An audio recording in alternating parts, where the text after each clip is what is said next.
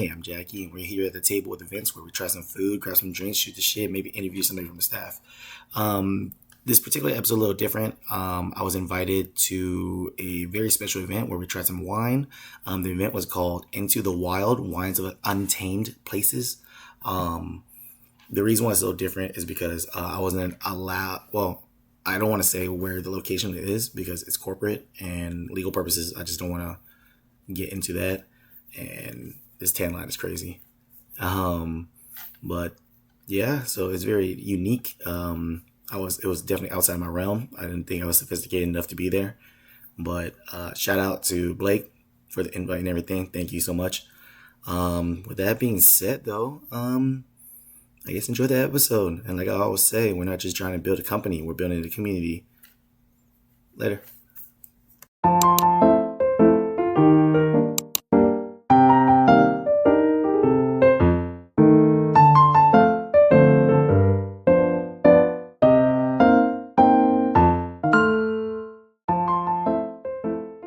So this is BY's Trios. This is cab from Moon Mountain in Sonoma, which is the opposite side of what would be Mount Veeder in Napa.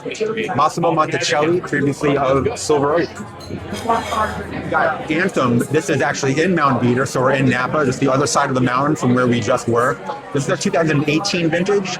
This is Jeff Ames, previously of Tor and Schrader. He worked for Thomas Rivers Brown at Schrader. They only do about 800 cases here. My company, Angel Share, we only work with small boutique family-owned wineries. We don't sell wine to grocery stores, so everything that we make is tiny production. 800 cases being a great example of that. Let me get this in your glass for you. They do 18 months and all brand new French oak, and then they age the wine an additional 27 months in the bottle before they release it. Next up, we've got Early. We're in Napa now, specifically in Coombsville, which is the southernmost AVA of Napa, in the Simpkins Vineyard. This is also Massimo Monticelli, the same winemaker of Be Wise, previously of Silver Oak. This is 100% Cabernet, all from the Simpkins Vineyard.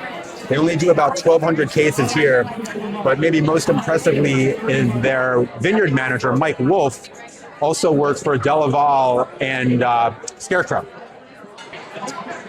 Then we've got Somm, or State of Mind, also in Coombsville, but specifically from John Caldwell's vineyard. When you have time, look up John Caldwell if you're not already familiar with him. He's a fascinating guy with a fascinating story about smuggling vines. Save that for another time. The winemaker here is Mark Gagnon, who we're going to talk about because he's related to another wine from next door here. But Mark Gagnon's two previous jobs were at Bryant Family and Screaming Eagle, but he's also John Caldwell's winemaker. Caldwell no longer sells wine through distribution, so the only way to get his wines is direct to consumer. But here is Caldwell fruit made by John Caldwell's winemaker. So this is the closest thing you can get coming to a restaurant like Capitol Grill to a Caldwell wine. They only make 150 cases of this. We're talking about 6 barrels of wine, so we're very, very boutique, very small production here. Same winemaker, this is La Caccia di San Giovanni. The name is hiding here in the 2 hunting dogs. The name La Caccia actually means the hunt, and the property that they grow their fruit on was an old hunting ground. This is a Super Tuscan.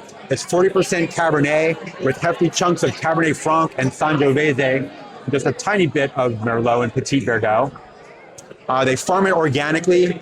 This is in a tiny little village called Casole di Elsa, right outside Siena in Tuscany. And then the last one, this is Gagnon Kennedy, Napa Valley Cuvée Cabernet Sauvignon. We use the word cuvée here not to talk about a blend of grapes, but to talk about a blend of AVAs and vineyards. This brand is all about multiple vineyards in Napa Valley that were all planted in the 1800s. The Napa Cuvée is the entry-level the entry-level wine to the brand. If you take a look at this sheet down here, this is what the whole brand looks like. So this is the wine that we're drinking right now. This is the entry-level wine. These are for single vineyard bottlings, higher end, smaller production. We make 1,000 cases of the cuvée, but only 4 barrels of each of these, and actually only 2 barrels of this. This is a vineyard in the Tokelon vineyard that is owned by UC Davis, and we're one of only 2 wineries that's even able to get fruit from that vineyard. A little bit of that juice goes into this. but this is the same first press juice used to make these four single vineyard bottlings. 100% Cabernet, made by an ex-Screaming Eagle winemaker. I love this wine. Wear the hat.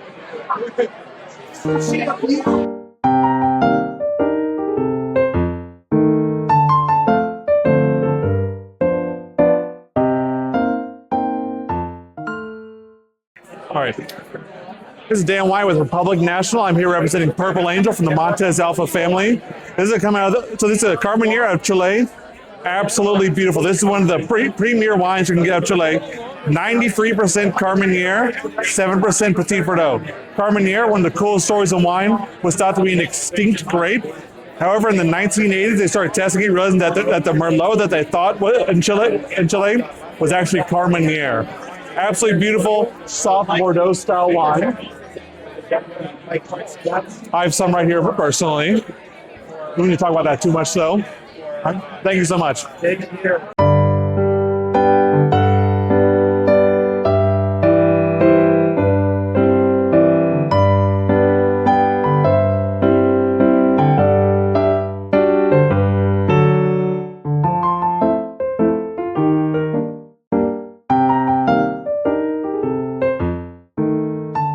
We are tasting Grand Moraine Sparkling Rosé out of Emile Carlton. So this is out of Oregon in the Wind Valley, part of Oregon that has this gold-rich soil, so it's limestone-based soil.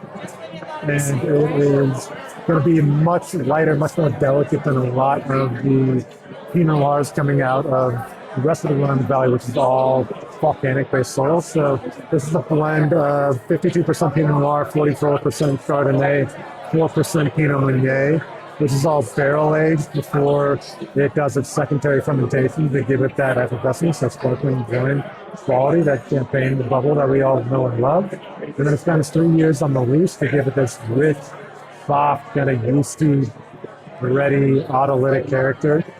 Really, really good surprise out of Oregon. Not something that you see very often with this quality in Oregon, so enjoy.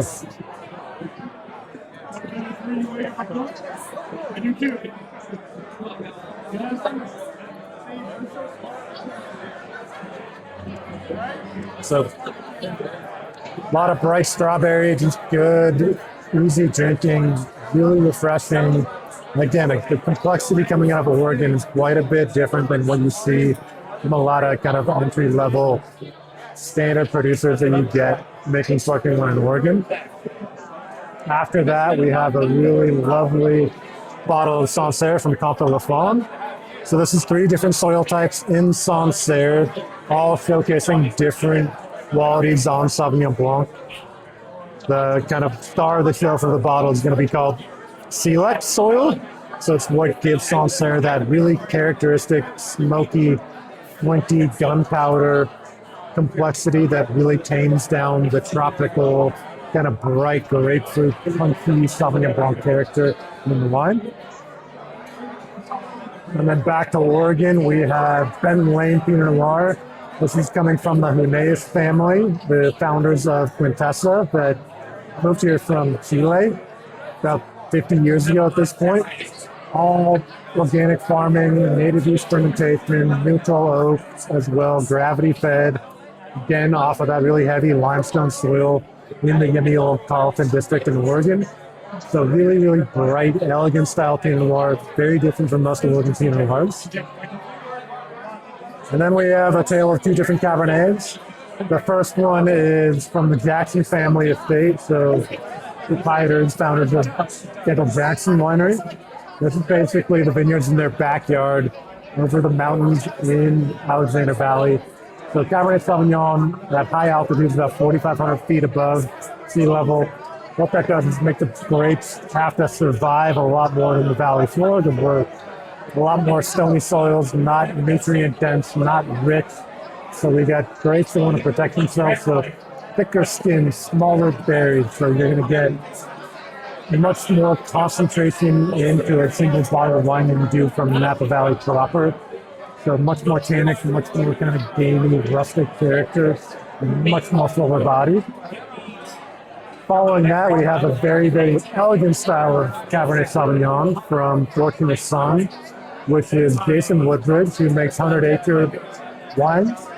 So Jason is the single most awarded winemaker for 100-point scores in the history, pretty much globally. So he has, I think at this point, over 70 different 100-point scores to his name. He is like a mad scientist in the vineyard and in the cellar. He brought this micro aerosolized kind of filtration system into the vineyards that when it gets really hot in the vineyards, they'll turn this on and it just blankets the vineyards in this aerosolized water, which is kind of like when you go to a pool and you go to the mister, the temperature drops drastically when you're in that. So it does the same thing for his vines. So the vines never overheat, they never shut down to heat stress. So really, really concentrated farming to keep the quality and the environment for the vines in absolute perfection. He does mycelium injections in the vineyard, so he's got this crazy mycorrhizal mushroom farming all throughout the vineyards. He farms berry by berry, not cluster by cluster, not vine by vine, and makes about 100 different barrels at a time, puts them all in a circle, blind tastes them, blends it all together, and then everything he doesn't like in the blend, he'll dump straight down the drain. He doesn't want to put a second label, he doesn't want to do anything. So 100% Cabernet Sauvignon. Fortunate Son is the younger vines in his estate. Absolutely delicious quality wine. And then last but not least, we have the Ridge Estate out of Sonoma County. This is 100% Petit Syrah from the Ridge Estate vines. So Petit Syrah is the very inky, kind of wild, gamey, full-bodied, lush wine. So you're going to see it in the color of the glass when you drink it. It's not a shy bottle of wine. It's going to have really kind of thirsty berry compote with it. And then it's aged in American oak, which is very different from the rest, which is all French oak. American oak is what they use for bourbon. You're going to get more coconut, more dill, more bacousness, more kind of marshmallowy.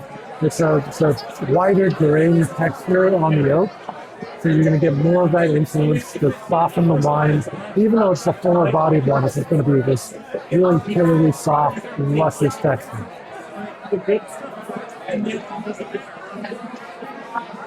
And that's the lineup I have for you today. So thank you for coming and tasting, and enjoy the wine.